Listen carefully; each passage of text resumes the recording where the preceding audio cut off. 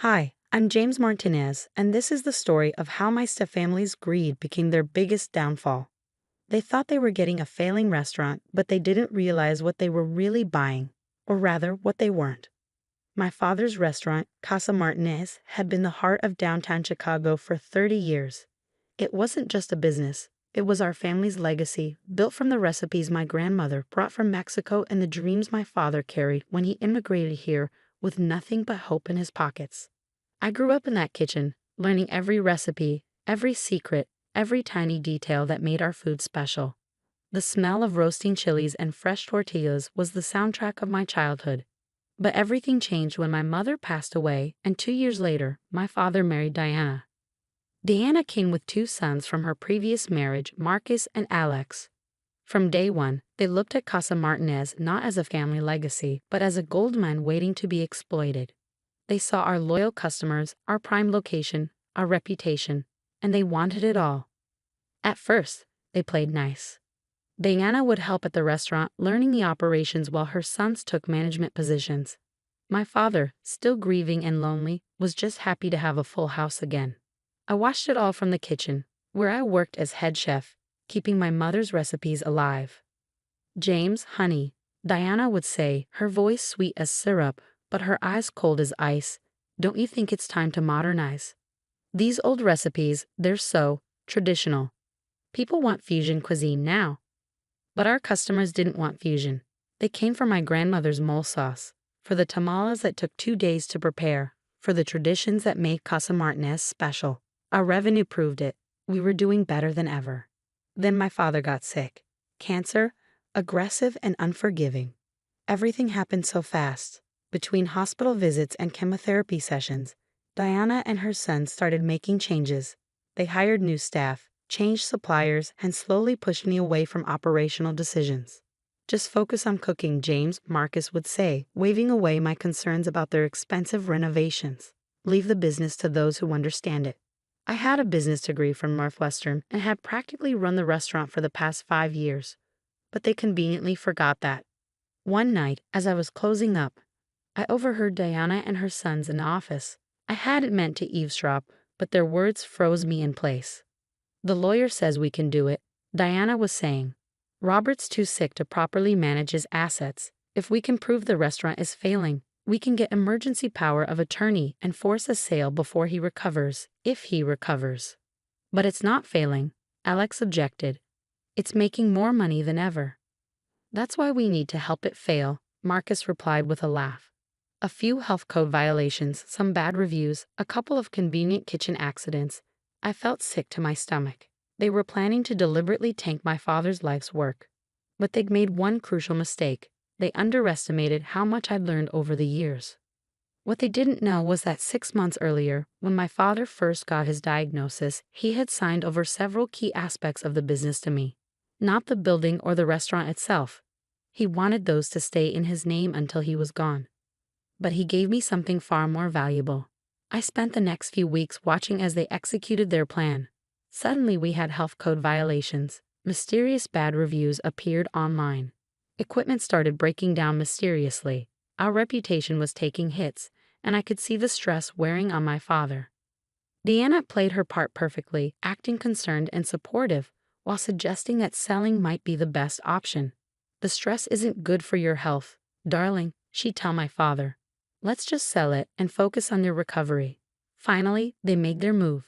At the hospital, with my father weak from chemotherapy, Diana brought in her lawyer. They had papers showing the restaurant's recent struggles, the mounting debts that they had created, and a proposal. Sell the restaurant now, to them, for a nominal fee of $1, to keep it in the family.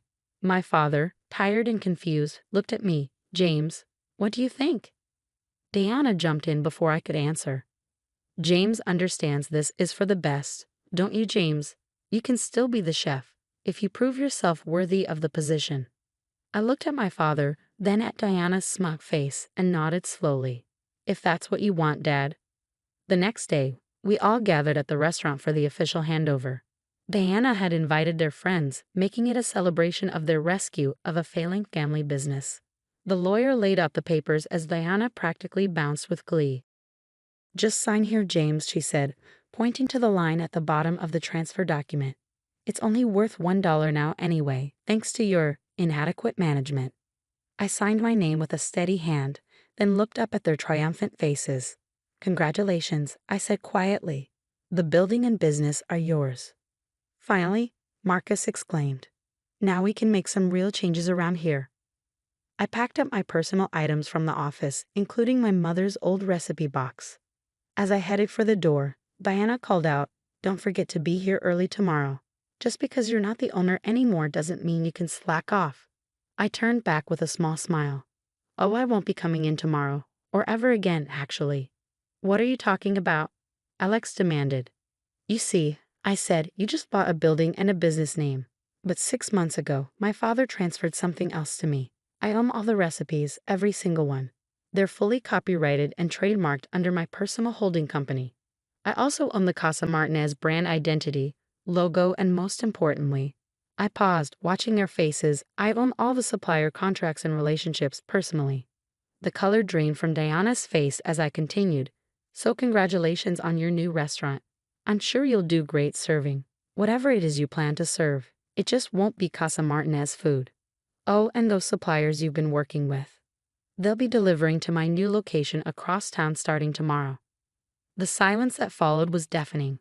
Diana's perfectly manicured hands gripped the edge of the desk, her knuckles turning white.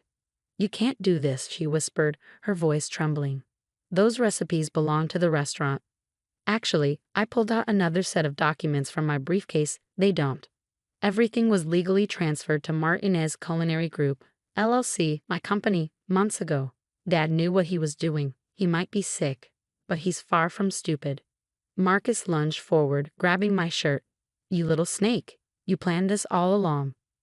"Careful," I warned calmly. "Assault charges wouldn't look good for your new business.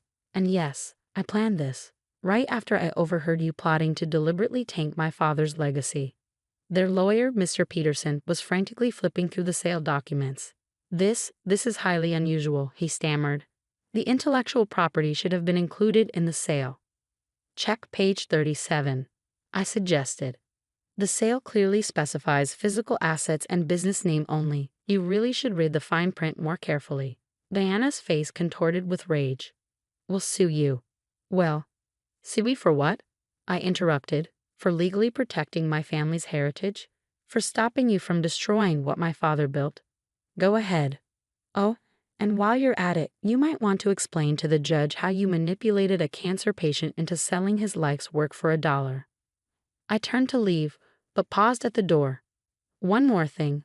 I've submitted all documentation of your deliberate health code violations to the city health department. They're very interested in speaking with the new owners. I'd expect them first thing tomorrow morning." As I walked out of Casa Martinez for the last time, I heard Diana's anguished scream of rage. But I didn't look back. I had work to do. The next 6 months were a whirlwind. While Diana and her son struggled with health department investigations and tried to create new recipes for their empty restaurant, I was busy building something new. I opened Mama Martinez's kitchen just across town, taking our loyal staff, suppliers, and most importantly, our recipes with me. The grand opening was packed with familiar faces, customers who'd been coming to us for decades, who knew the taste of our authentic food couldn't be replicated. Word spread quickly. Food critics raved about how we'd preserved the traditional flavors while upgrading to a beautiful new location. Our old customers followed us, bringing new ones with them. Within months, we had lines out the door every weekend. Meanwhile, Diana's version of Casa Martinez floundered. Without our recipes, suppliers, or experienced staff, they couldn't recreate what made the restaurant special. They tried serving generic Mexican food, then attempted fusion cuisine, but nothing worked. The reviews were brutal. "It's like a soul has been ripped out of the place," one reviewer wrote. "The magic is gone." 3 months after their takeover, my father's cancer went into remission. The doctors called it a miracle, but I think it was pure stubbornness. He wasn't going to let go until he saw justice served. The first day he was strong enough, he came to Mama Martinez's kitchen. He walked through the dining room, tears in his eyes, touching the familiar decorations we'd moved from the old place. The photos of our family, the hand-painted plates my mother had collected, the string of peppers my grandmother had hung for good luck. In the kitchen, he watched as I prepared his favorite dish, chilla and nogada, just like his mother taught me. "You did good, Mio," he said softly. "You protected our legacy better than I ever could." Diana and her sons tried to hold out, but the numbers didn't lie. 6 months after their triumphant takeover, they were forced to sell the building at a massive loss. The final insult? The buyer was my newly formed real estate company. I kept the building but leased the space to a local art gallery. Sometimes I walk by the old location, remembering the sounds and smells that filled it for so many years. The Casa Martinez sign is gone, but the memories remain. Last week, I received a letter from Diana's lawyer offering to reconcile our differences and propose a partnership. I sent back a simple response. Some things aren't for sale at any price. Mama Martinez's kitchen has now expanded to 3 locations, each one serving the same recipes that my grandmother brought from Mexico all those years ago. My father, now fully recovered, comes in every Sunday to have lunch and tell stories to the customers about how it all began. As for Diana and her sons, last I heard, they left Chicago, their dreams of an easy takeover shattered. They learned the hard way that a restaurant isn't just a building or a business. It's the heart and soul that goes into every dish, the love passed down through generations, the traditions that can't be bought or stolen. Yesterday, a young culinary student asked me why I didn't just let them have the old restaurant and start fresh somewhere else. I showed her my mother's old recipe box, the pages worn and stained with decades of use. Because some legacies, I told her, are worth fighting for. The old Casa Martinez building still stands downtown, now filled with beautiful artwork instead of dining tables. But the real Casa Martinez, the soul of it, lives on in Mama Martinez's kitchen, where every dish we serve carries the story of a family that refused to be beaten, a legacy that couldn't be stolen, and the sweet taste of justice served piping hot.